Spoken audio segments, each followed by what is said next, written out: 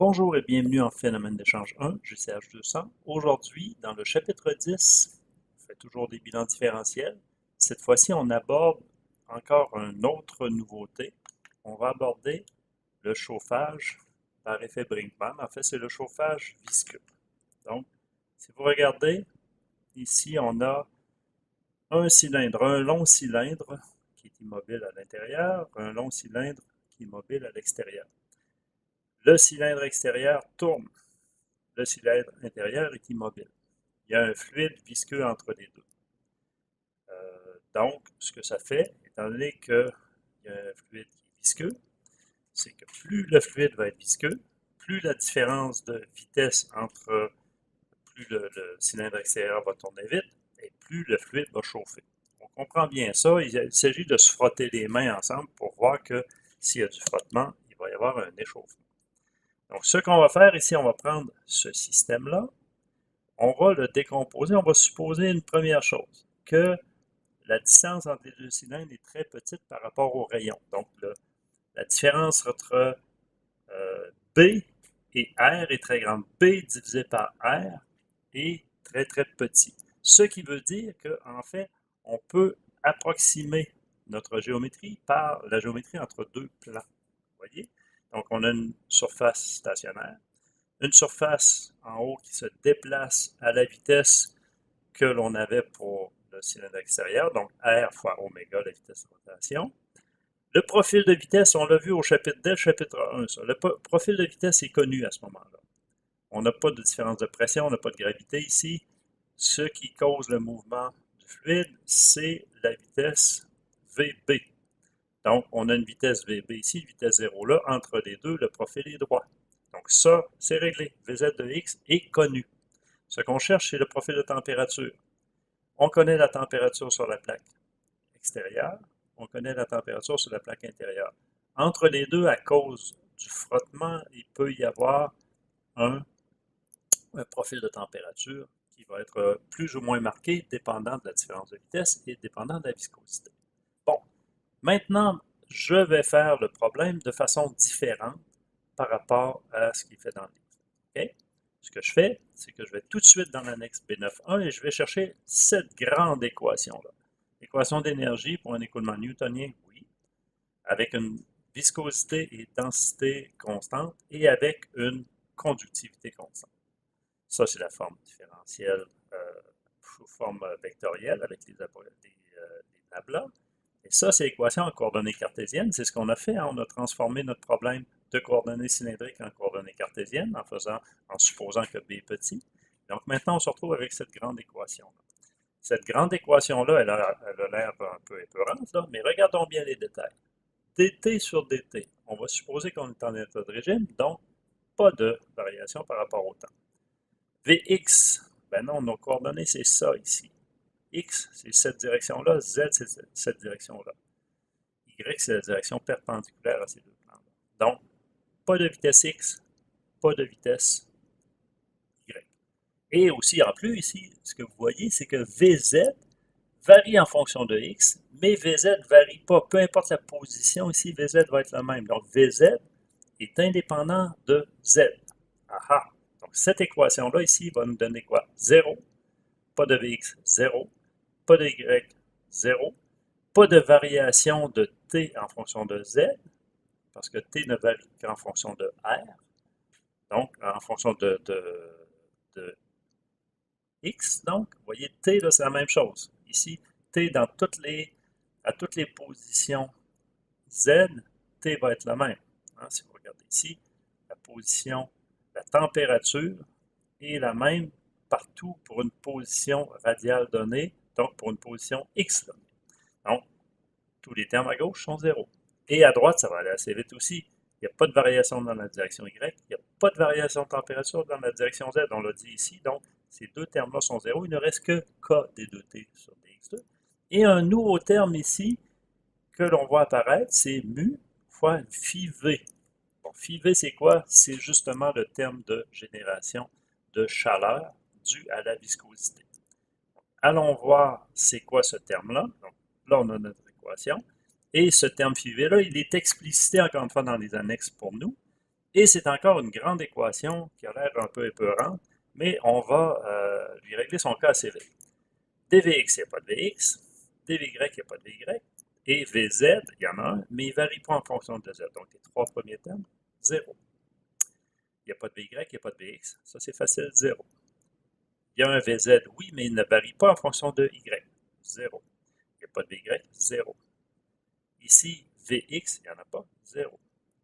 Il y a un vz, oui, qui ne varie pas en fonction de z, mais qui varie en fonction de x. Ah, on a notre coupable ici. dvz sur dx au carré. Et les trois autres termes, c'est 0. Donc, il ne reste que ce terme-là. OK? Donc, phi v, c'est celui-là. Et l'équation devient celle-ci.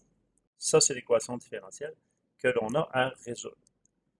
C'est un peu difficile. On dit, wow, on a deux variables. On a une dérivée partielle ici. En fait, non. Regardez bien. dvz sur dx, c'est quoi? On connaît vz. On a son expression. Vous voyez? Vz, c'est ce qu'on a vu au tout début. C'est ça. C'est une droite. Donc, Vz en fonction de x, c'est une constante fois x. Donc, en fait, cette équation-là, ce terme-là va être connu. Donc, on va aller ici. Ça ne sera pas une différentielle à évaluer. C'est une différentielle qu'on a déjà, qu'on connaît déjà. Donc, ça va être une constante au carré ici. Donc, résolvons ça en utilisant SIMPy. Qu'est-ce qu'on fait? On fait nos définitions au début pour avoir l'affichage. On définit ensuite nos variables. T est une fonction de x, ensuite v est une fonction de x, et on a mu, tb, et ainsi de suite. Maintenant, vous voyez, ma fonction de x, je la connais. V, c'est vb, la vitesse en b, multiplié par x sur b. C'est la droite que l'on a vue en haut. C'est assez facile à tracer, ça. Mon équation, c'est quoi? C'est l'équation d'en haut, là, que j'ai montrée. Donc, k fois la deuxième dérivée de t, donc celui-là, plus mu fois la différentielle de v au carré. Donc, vu que j'ai déjà ici, je le mets et vous voyez, j'obtiens directement mu vb au carré sur b. Ça, c'est une constante. Donc, l'équation va être assez facile à résoudre. Hein? On a k d 2t sur x plus une constante est égale à 0.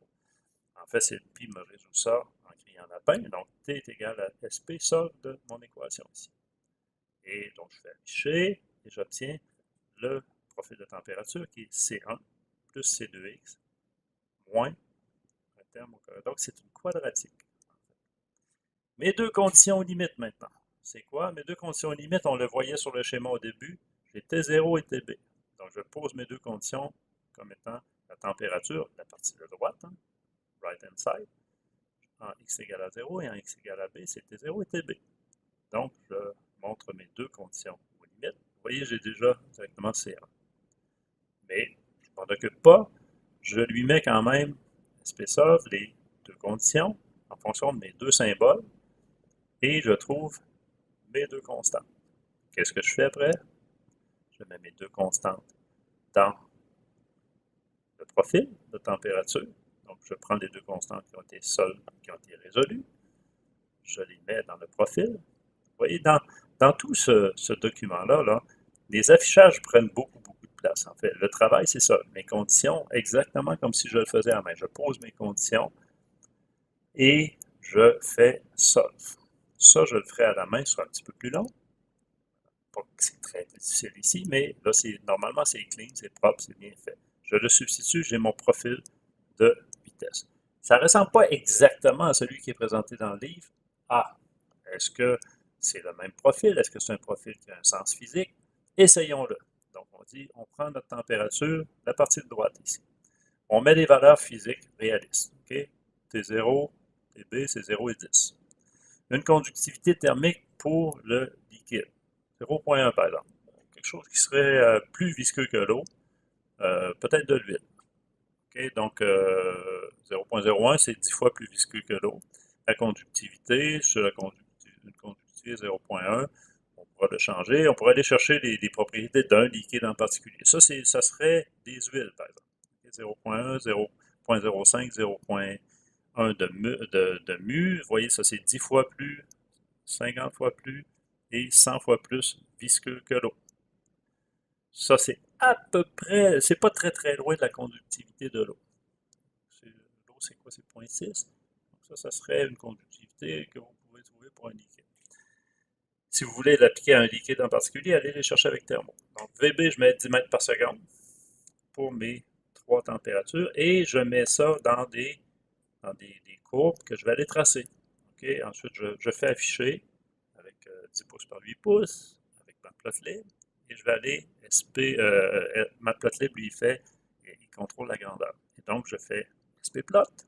Donc, je plotte un graphe symbolique de T1 en fonction de x, de T2 en fonction de x, T3 en fonction de x, T4 en fonction de x. Et évidemment, je mets du label un peu pour afficher. Et vous voyez, ça me donne ça, les températures.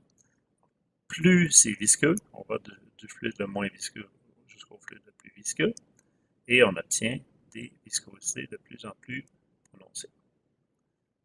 Des températures, des élévations de température de plus en plus prononcées. Vous voyez, si j'avais une viscosité qui était proche de celle de l'eau, en fait, on aurait presque une droite. Ici, il n'y aurait presque aucune élévation de température. Et vous voyez, on pourrait se servir de ça pour aller chercher la viscosité ou la vitesse pour laquelle l'élévation de température devient juste au-dessus de la température TB. Donc, vous voyez ici au début, tout le profil de température est en dessous de cette deuxième température-là. Et pour une certaine viscosité ou combinaison de viscosité et vitesse, on obtiendrait un profil qui commence à celle-là.